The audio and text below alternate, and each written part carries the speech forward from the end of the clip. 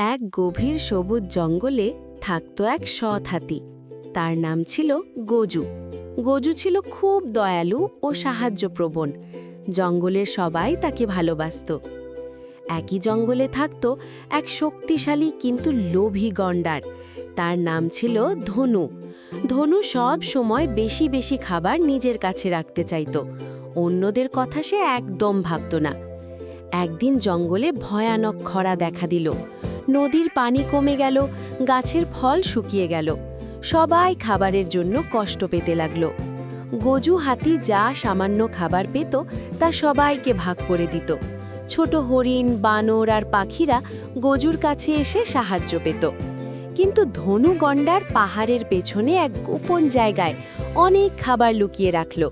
কেউ কিছু চাইলে সে গর্জে উঠত, এগুলো আমার, কেউ ছুঁবে না। কয়েকদিন পর ধনু অসুস্থ হয়ে পড়ল। একা একা সে আর খাবার জোগাড় করতে পারছিল না। তখন সে বুঝল লোভ করে সে বড় ভুল করেছে। লজ্জায় মাথা নিচু করে ধনু গজুর কাছে গেল।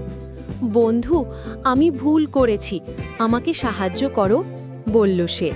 গজু রাগ করল না। সে হাসি মুখে ধনুকে খাবার আর পানি দিল। ধনু চোখে পানি নিয়ে বলল, আজ থেকে আমি আর লোভী হব না, আমি সবার সঙ্গে ভাগ করে নেব। সেদিন থেকে জঙ্গল আবার সুখে ভরে উঠল। সবাই বুঝল, লোভ মানুষকে একা করে আর সততা সবার বন্ধু বানায়।